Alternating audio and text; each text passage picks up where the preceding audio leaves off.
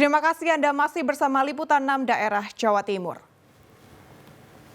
Saudara, eksekusi 28 rumah di Jalan Dukuh Paki, Surabaya, Rabu siang ricuh. Kericuhan terjadi saat jurusita Pengadilan Negeri Surabaya bersama polisi yang akan mengosongkan rumah diadang oleh warga. Kericuan saat eksekusi tak terhindarkan ketika puluhan warga bersama anggota DPRD Kota Surabaya dan Wakil Wali Kota Armuji menghadang jurusita Pengadilan Negeri Surabaya yang membacakan salinan putusan eksekusi. Tangis warga pecah saat jurusita dan petugas keamanan mengosongkan 28 rumah yang ditempati 23 keluarga. Warga kecewa dan menyayangkan karena merasa sudah menempati rumahnya sejak puluhan tahun. Warga juga tidak tahu jika rumah yang ditempatinya sengketa antara Weni dan Sidik sejak tahun 2019. Cari tempat atau nggak ada omongan sama sekali, nggak ada cuma hitungan hari. Nggak pernah diomong ya untuk cari tempat? Nggak ada sama sekali. Surat itu pun nyampainya di kelurahan, tidak ke kita. Tidak ada alamat kepastian di mana alamatnya siapa, atas nama siapa, itu nggak ada. Istrinya, yang lain-lainnya sudah dibagi, sudah dikuasai oleh klien kami, oleh istrinya. Namun untuk yang ini yang belum dikuasai. Oleh karena belum dikuasai, maka kita tidak akan diktator istilah. Kita tetap melalui upaya hukum, harus kita gugat. Pasca eksekusi, puluhan warga kini kebingungan mencari tempat tinggal.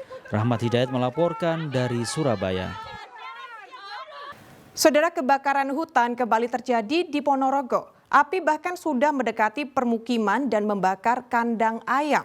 Petugas damkar kewalahan karena sulitnya medan. Diperkirakan api sudah melalap lahan hutan seluas 20 hektar.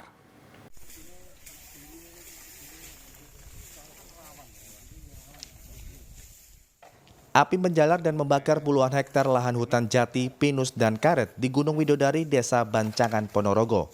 Kencangnya hembusan angin membuat api terus meluas hingga mendekati permukiman dan membakar kandang ayam. Besarnya api membuat petugas pemadam kebakaran kewalahan.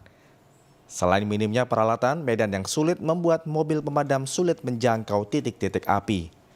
Karena api sudah mendekati permukiman, warga dibantu tentara dan polisi terpaksa membuat sekatan-sekatan ilalang. Awalan dari desa sebelah ya, desa Lewan, dari Hutan gitu? Itu jam 1:30. Dari siang itu? Iya. Terus dimadamkan, dimadamkan hidup lagi, sampai ke sini nih, nggak bisa diatasi. Ini membakar apa coba ini? Kandang ayam ini? Kandang ya? Nggak dipakai. Oh, memang sudah nggak dipakai? Nggak dipakai, lama nggak dipakai. Gitu. Ini warga khawatir ya Pak, ini kalau cuaca begini api terus merambat begitu? Iya, sangat khawatirkan masyarakat. Apa Pak, antisipasinya kalau warga bagaimana nih? Ya warga ya kalau sebelum kebakaran sudah diadakan pembersihan di atas gunung, tapi kan banyak daun yang kering yang bisa terbakar. Kebakaran hutan ini memang di beberapa wilayah, di wilayah Sampit ini terjadi sejak beberapa hari yang lalu. Dan saat ini sudah merembet ke wilayah Desa Bancangan. Dan saat ini sudah sampai hampir di pemukiman, kebetulan ini sudah hampir merembet di kandang ayam. Untuk kendala memang jarak dari parkirnya kendaraan pemadam itu agak lumayan panjang, sehingga kita harus menyambung beberapa selang, dan material yang ada di sekitaran kejadian ini memang mudah terbakar karena memang bekas kandang yang sudah ambruk. Diperkirakan api sudah melalap kawasan hutan hingga seluas 20 hektar. Dirgo Suyono melaporkan dari Ponorogo. Saudara, sejumlah warga desa di Kabupaten Ngawi mulai kesulitan mendapatkan air bersih seiring terjadinya kemarau panjang.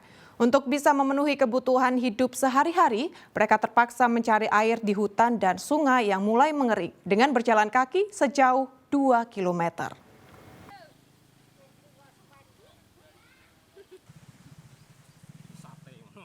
Pemandangan seperti ini sejak beberapa bulan lalu sering dijumpai di desa Kenongorejo, Kecamatan Beringin, Kabupaten Ngawi. Musim kemarau menyebabkan keringnya sumber mata air di dekat permukiman maupun sumur, sehingga warga harus bersusah payah mencari air. Hampir setiap hari warga berjalan kaki sejauh 2 km menyusuri jalan setapak menuju hutan dan sebuah sungai yang mulai mengering. Tak jarang air di sumber mata air mulai keruh, namun mereka tetap mengambilnya bergantian untuk memenuhi kebutuhan hidup setiap hari. Selain untuk memasak, air juga digunakan mencuci dan minuman ternak. Jauh sekali yang itu mengambilnya itu di hutan ke hutan, itu setiap hari hampir setiap malam itu mengambil air itu untuk itu memandi atau diminum, dimasak itulah. Tapi pasti dapat, Pak. Mesti dapat, insya Allah dapat, tapi ya kadang kala itu gilir begilir itu sama itu kawan-kawan tangga itu, Pak. Kalau nggak dapat gimana, Pak? Ya yuk kemana aja ya pasti cari. Sampai jauh hutan-hutan gitu. Jalan kaki gitu? Ya. Terus dapat, Mbak? Ya kadang nggak dapat, kadang ya dapat. Ini kalau dapat airnya seperti ini gimana?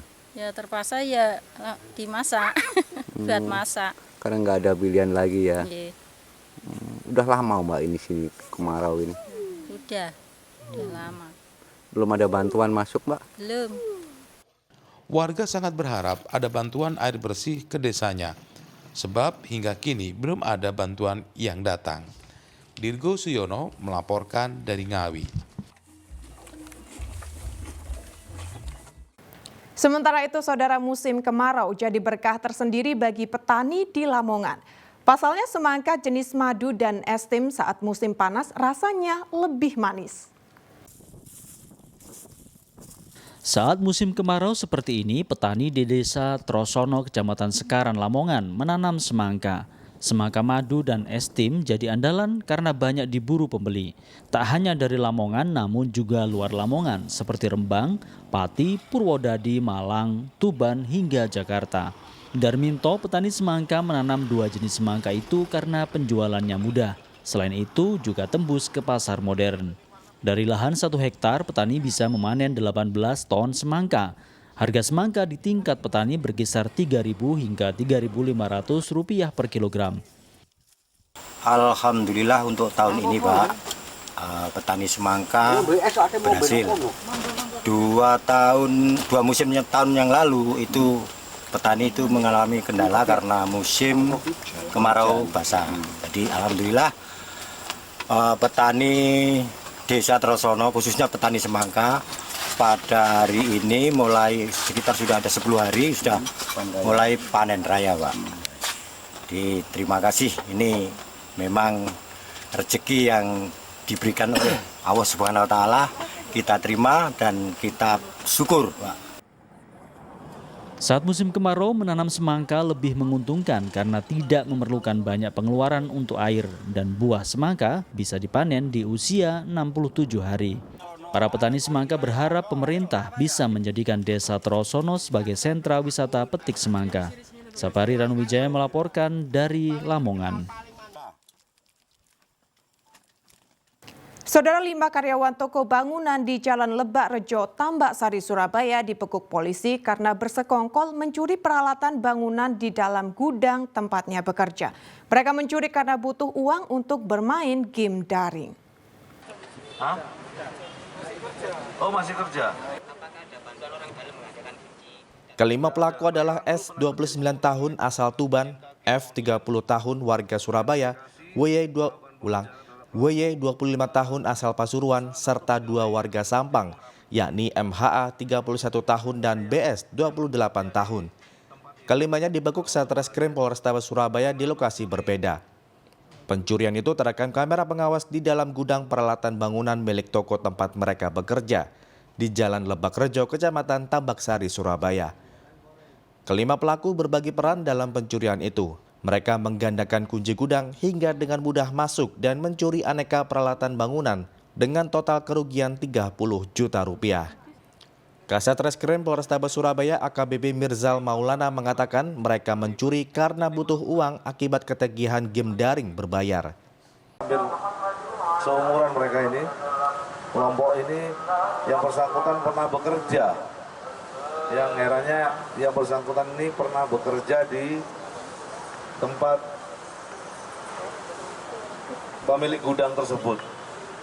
Dan atas keinginannya untuk menguasai barang-barang milik korban, mereka membobol gudang dengan kunci palsu. Mereka sudah bekerja sekitar 3 tahun mengikuti pelapor ini, tapi dengan modus untuk menguasai barang-barang untuk dijual dan hasilnya untuk bermain game online. Para pelaku harus mempertanggungjawabkan perbuatannya di balik jeruji besi. Mereka dijerat dengan pasal 363 KUHP tentang pencurian dengan pemberatan dengan ancaman 7 tahun penjara. Selamat Riyadi melaporkan dari Surabaya.